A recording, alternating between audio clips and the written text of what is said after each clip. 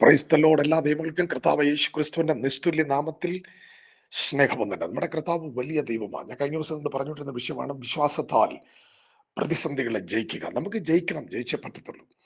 നെഹെമ്യാവിന്റെ പുസ്തകം 6-ാം അധ്യായത്തിന്റെ 10 മുതൽ വായിക്കുമ്പോൾ യെരൂശലേമിൽ തകർന്ന മതിലിടി പണിയുവാൻ വാതിൽ പണിയുമെന്ന നെഹെമ്യാവിന്റെ ചരിത്രത്തിൽ ഒരു ഭാഗം കാണുന്നുണ്ട്.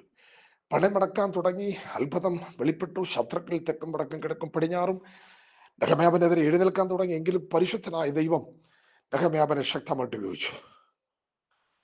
ഒരാൾ വന്ന് നെഹെമ്യാവിനോട് പറയുന്നുണ്ട്, നെഹെമ്യാവേ, നിന്നെ കൊല്ലാൻ വേണ്ടി ഒരുത്തൻ പറയും, നമുക്ക് ഓടിപ്പോകാം, നമുക്ക് ഒരുമിച്ച് ദേവാലയത്തിൽ കയറി അടച്ചിരിക്കാം. നെഹെമ്യാവ് പറഞ്ഞു, എന്നെപ്പോലെ ഒരുത്തൻ ഓടിപ്പോകുമോ?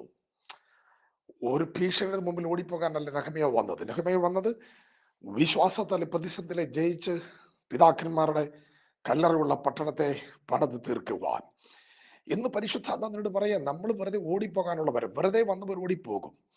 നിയോഗമില്ലാതെ വന്നവർ എന്തെങ്കിലും കേൾക്കുമ്പോൾ പ്രതിസന്ധിയിൽ പതറി അവർ ഓടിപ്പോകും. നെഹെമ്യാവ് വന്ന വെറുതെയല്ല, പ്രാർത്ഥിച്ചും ഉപസിച്ചും ദൈവശക്തി പ്രാപിച്ചും ദൈവിക നിയോഗത്താൽ ഉടവലഘടക മനുഷ്യ ഒരു വലിയ ദൗത്യം ഏറ്റെടുത്തത് തീർക്കാൻ വന്നതാ.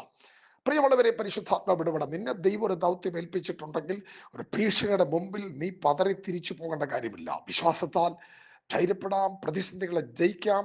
നെഹെമ്യാവിനെ പോലെ നിന്നെ ഏൽപ്പിച്ചത് ചെയ്തു തീർക്കാൻ സർവശക്തനായ ദൈവം നമുക്ക് ശക്തി തരട്ടെ.